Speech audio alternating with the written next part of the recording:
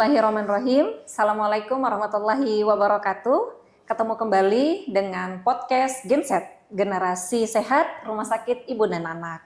Nah, teman-teman, kali ini kita kedatangan Dr. Nona Suci Rahayu, spesialis neurologi, di mana bulan ini adalah kita memperingati Hari Epilepsi Internasional bertepatan dengan tanggal 10 Februari. Dan nanti di tanggal 26 Maret itu diperingati Hari Kesadaran Epilepsi Sedunia. Benar ya, dokter ya? Ya, betul. Nah, untuk mengulas lebih dalam apa epilepsi dan apa dan bagaimana untuk tindakannya yang di masyarakat familiar kita nyebutinnya ayan ya, dokter ya. Nah, untuk lebih valid lagi infonya, kita langsung saja cerita dan mengulik lebih jelas kepada dokter Nona. Silakan dokter Nona. Iya. Terima kasih Bu Mary. Senang sekali ya saya diundang di acara podcast Genset ya tadi ya, Generasi Sehat. Ya, kebetulan nih momennya pas Bu Mary karena bertepatan sama bulan Februari. Pertengahan bulan Februari itu kebetulan kita selalu peringati Hari Epilepsi Internasional. Nah, sebenarnya kalau epilepsi ya betul ya kayak yang masyarakat kita tahu.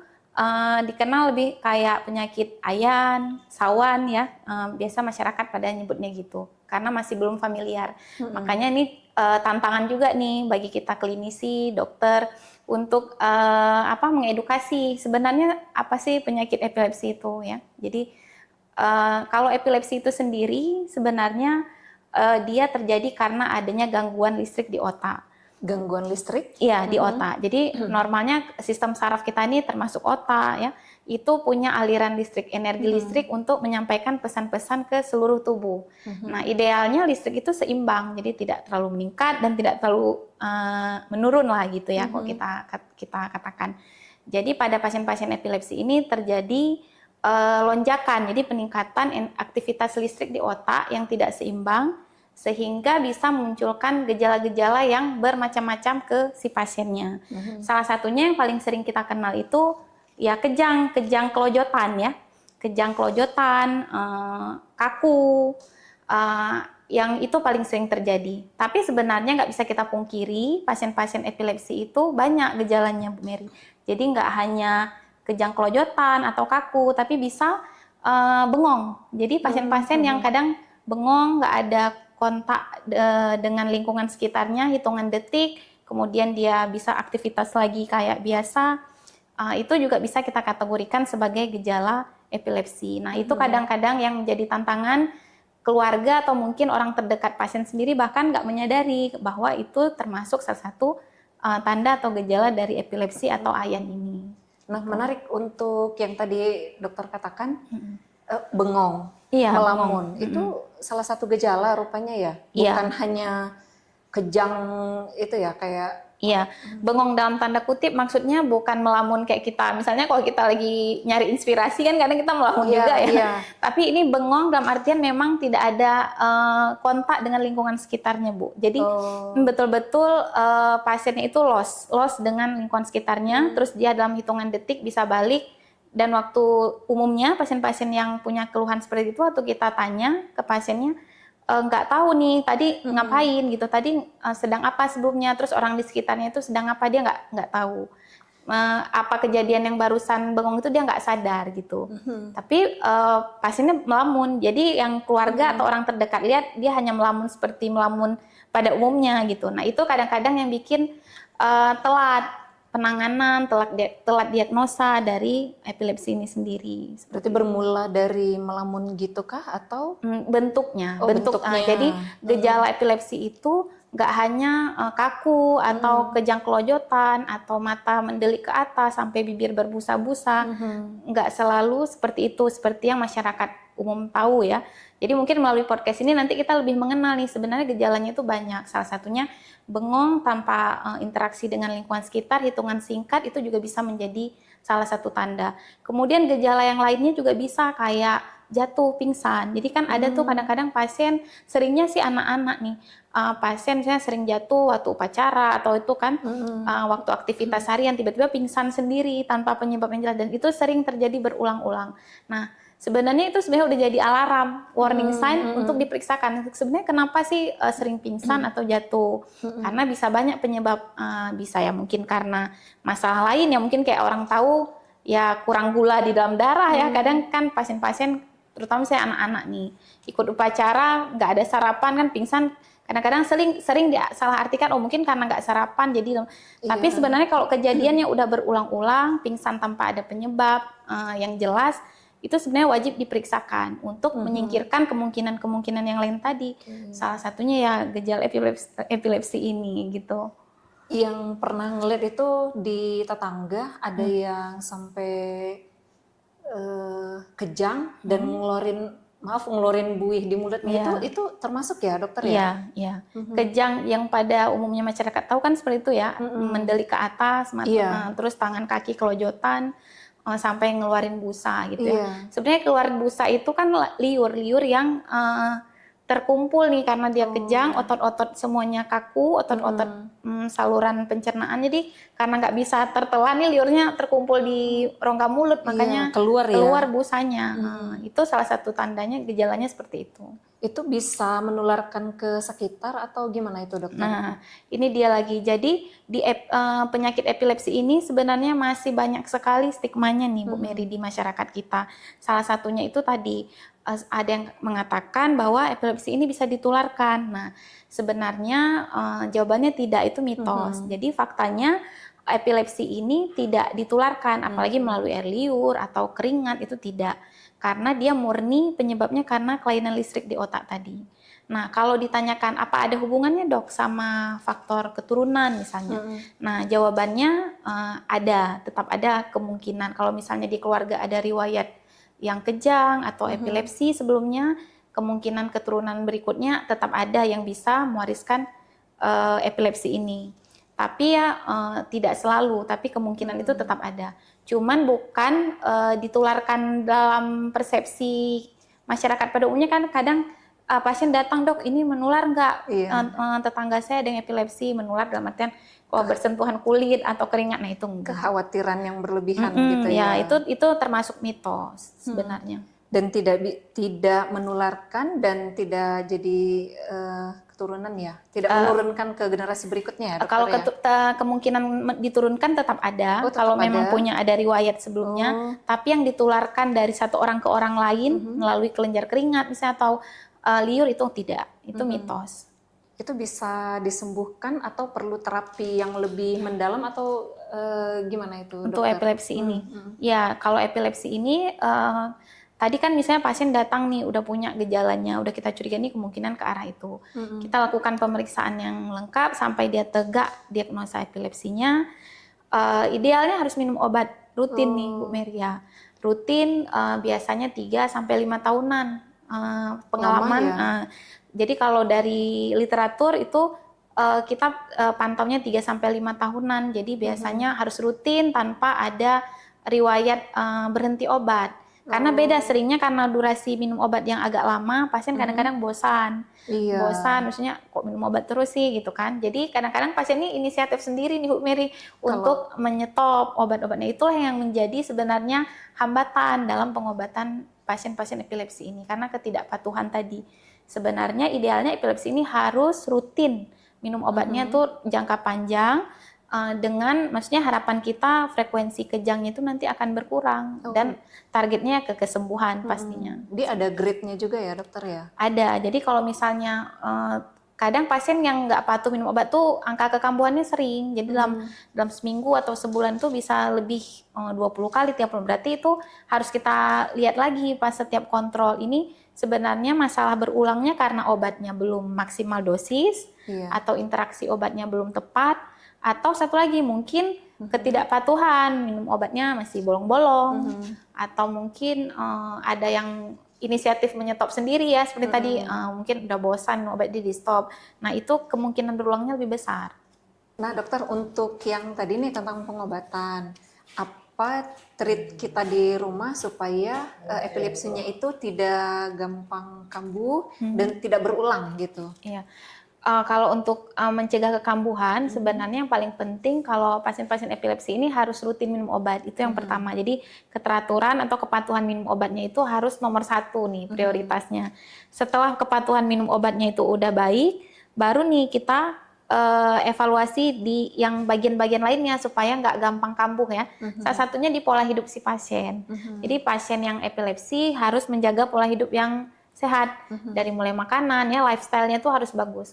Kayak makanan berpenyedap atau pengawet itu sebenarnya bisa juga men-trigger seseorang itu, kan nanti dari makan pengawet itu nyeri kepala ya, dari nyeri kepala itu bisa. Jadi kondisi yang tidak nyaman bisa membuat seseorang itu yang sudah punya riwayat epilepsi bangkit nih, kambuh lagi nih epilepsinya. Terus kurangnya istirahat. Jadi kelelahan, kurang istirahat itu juga bisa menjadi pemicu atau trigger ya, kita bilang ke pasien-pasien epilepsi. Kemudian stres. Jadi pasien-pasien ada nih pernah 1-2 kasus ya pengalaman saya jumpai pasien yang udah perbaikan nggak pernah kejang selama bertahun-tahun, bahkan ada yang 12-14 tahun nggak pernah kejang lagi, udah kita kategorikan sembuh lah nih cerita pasiennya, bisa datang lagi balik ke kita dokter karena keluhan kejangnya berulang karena stresor di tempat kerja. Jadi karena dia kelelahan, karena mungkin tuntutan kerja yang tinggi ya, itu bisa juga mencetus pasien-pasien epilepsi ini untuk kambuh keluhannya itu. Nah itu beberapa triggernya. Terus ini lagi nih Bu Mary, yang cahaya-cahaya terang. Jadi kan sering tuh kadang-kadang kita bilang hindari cahaya yang terlalu terang. Ya misalnya lampu yang kerlap-kerlip itu sebaiknya juga dihindari karena bisa menjadi trigger nih dari penglihatan atau dari pencahayaan yang terlalu terang bisa memicu timbulnya kekambuhan tadi.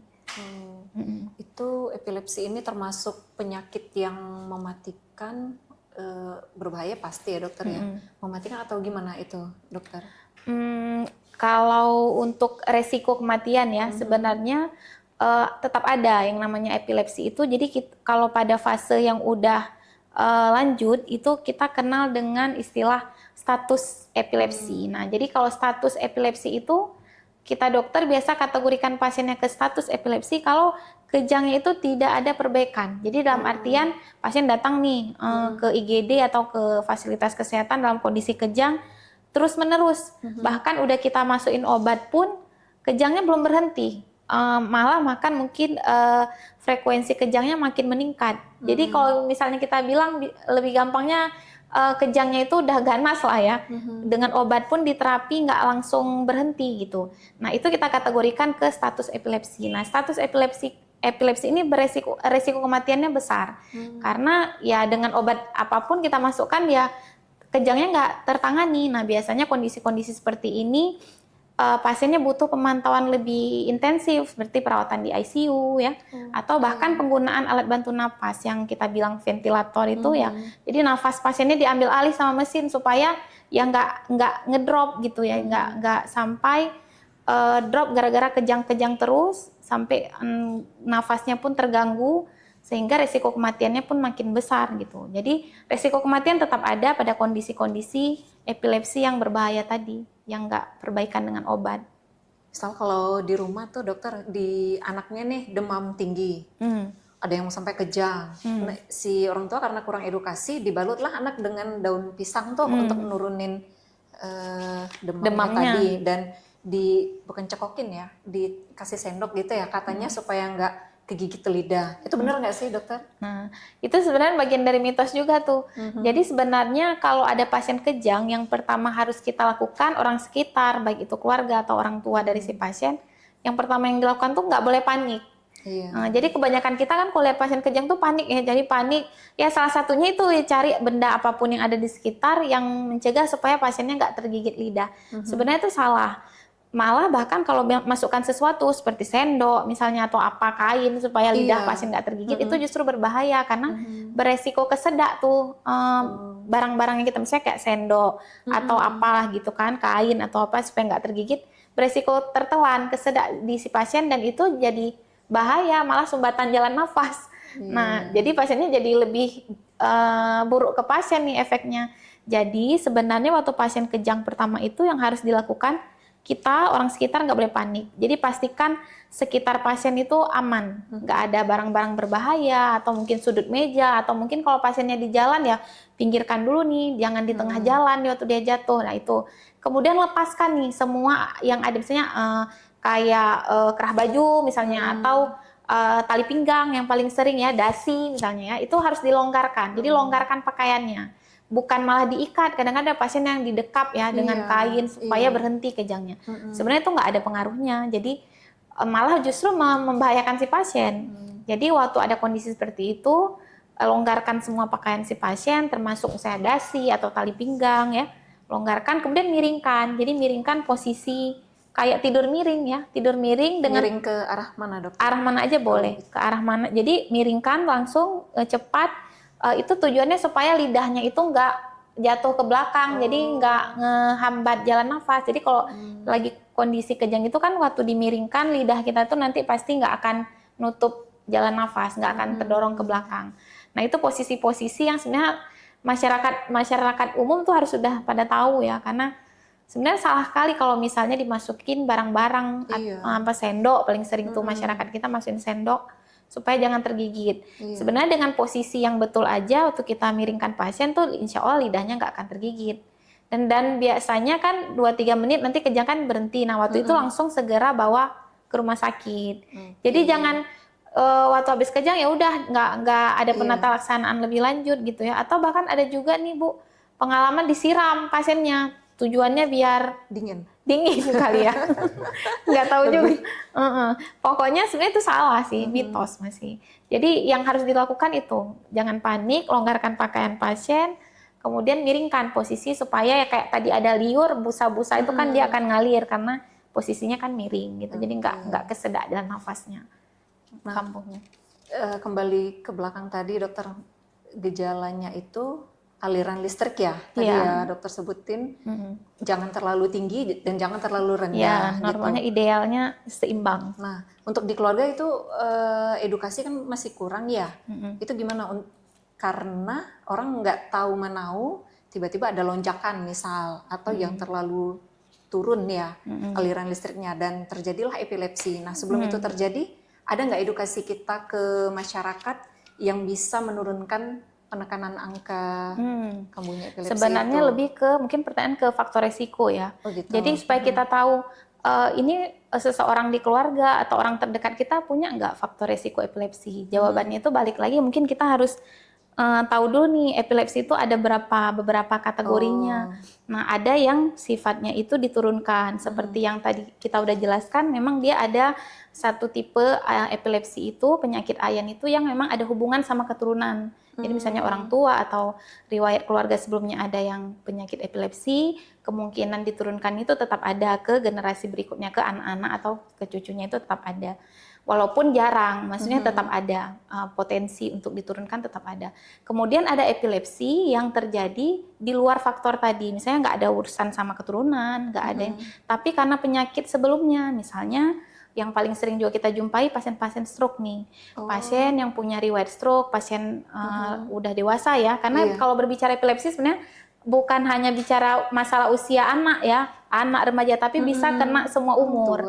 Nah, termasuk lansia ya, pasien-pasien yang sudah pernah kena stroke itu bisa di kemudian hari timbul penyakit epilepsi karena otaknya ini kan udah cedera lah ibaratnya karena penyakit stroke-nya nih Bu Mary. Jadi tempat yang luka karena stroke itulah yang membuat energi listrik reaksi listrik di otak itu yang nggak seimbang. Jadi karena ada penyakit sebelumnya.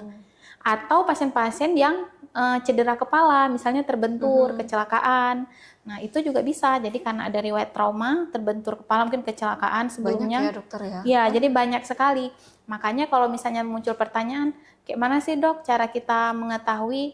Jawabannya sebenarnya tidak ada ini pasti ya untuk men-screening ini pasiennya epilepsi atau enggak. Sebelum terjadi gejala kita sejauh ini belum pernah screening, kecuali udah ada gejalanya, udah muncul misalnya kayak tadi yang samar-samar nih, misalnya kayak sering melamun nih anak saya di kelas, seringnya tuh yang anak-anak.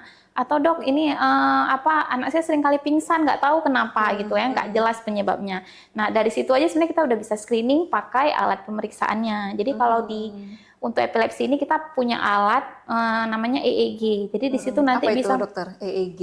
Nah, EEG itu elektroensefalografi. Jadi dia untuk memeriksa energi listrik otak. Jadi kalau nanti dipasangkan alat di bagian kepala pasiennya, nanti kita lihat di monitor nih, Bu Mary, energi listriknya itu gimana. Kalau misalnya pasiennya memang ada epilepsi, misalnya selama ini kita nggak tahu nih yang tadi ada riwayat-riwayat yang masih samar-samar itu kan, kelihatan biasanya di alat EEG ini bahwa ada memang lonjakan listrik yang epilepsi tadi gitu. Di RSCA sudah ada ya dokter ya? Atau Ya, gimana nih? wacana mungkin dalam waktu dekat akan ada ya. Jadi kalau misalnya ke depan kita ada pasien yang bisa kita periksa lebih lanjut untuk epilepsi ini, insya Allah mungkin akan sangat terbantu dengan adanya alat ini. Iya, alhamdulillah dengan ada support dari rumah sakit dengan alat itu tadi ya dokter ya, bisa lebih menegakkan diagnosanya ya. Iya. Kalau yang sudah terlambat dibawa ke rumah sakit itu gimana dokter penanganannya? Sulit nggak kira-kira? Sebenarnya kalau penanganan epilepsi ini idealnya kan semakin cepat semakin baik ya, karena dari beberapa penelitian itu kalau setiap epilepsi, misalnya pasiennya itu kejang atau apa, itu pasti ada sel saraf di otak yang mati atau rusak. Nah, memang itu prosesnya itu berjalannya ya lambat memang, tapi nggak jarang pasien-pasien epilepsi misalnya dengan pengobatan yang tidak rutin, pengobatan yang tidak teratur, konon lagi nggak pernah mendapat pengobatan sama sekali. Nah, itu hampir pasti tuh sel-sel saraf di otaknya semakin banyak yang rusak karena aktivitas listrik yang nggak stabil tadi lah kita katakan ya, lonjakan listrik otak yang berulang-ulang, kambuhnya berulang-ulang, pasiennya kejang berulang-ulang dalam sebulan sampai berapa kali.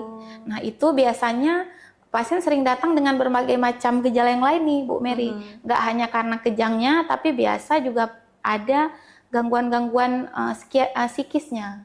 Jadi banyak pengaruh ya dokter. Iya, psikiatrinya. Jadi mungkin ya kalau misalnya anak-anak tuh yang paling sering di sekolah ya. Jadi anaknya jadi terlambat dalam fokus untuk konsentrasi proses belajar mengajarnya tuh akan terganggu pasti. Terus perkembangannya, kalau misalnya kejang itu dari umur-umur masa perkembangan, saya balita, itu pasti sedikit banyak tahapan perkembangan anaknya juga akan terganggu. Misalnya yang seharusnya dia 2 tahun udah bisa berjalan atau berbicara dengan lancar, tapi anak-anak yang punya riwayat kejang yang tidak tertangani dengan baik, pasti sedikit banyak akan mempengaruhi perkembangan ininya, baik mental maupun fisik dari si pasiennya.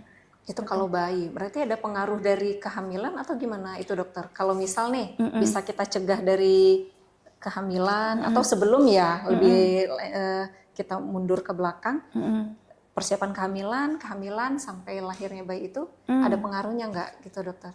Ada, tapi kalau misalnya pencegahan sebelum ini dalam masa kehamilan, mungkin lebih tepatnya ke kesehatan si ibu hamilnya ini sendiri ya, Bu Mary. Jadi memang kan udah hampir dipastikan tuh ibu hamil tuh harus sehat selalu ya. Jadi kayak riwayat infeksi, demam, batuk dan sebagainya itu sebenarnya kalau ibu hamil mengalami kondisi-kondisi seperti ini udah seharusnya nih kita diperiksakan gitu. Kadang-kadang ada infeksi-infeksi, kuman-kuman tertentu yang menyerang ibu hamil yang nantinya itu bisa membahayakan si janin di kandungannya. Misalnya toksoplasma dan lain-lain yang kita tahu selama ini, misalnya sitomegalovirus, itu ada jenis-jenis kuman yang umumnya menyerang ibu-ibu hamil dengan kondisi tertentu, misalnya kan dia bisa ikut menginfeksi janin di dalam kandungannya.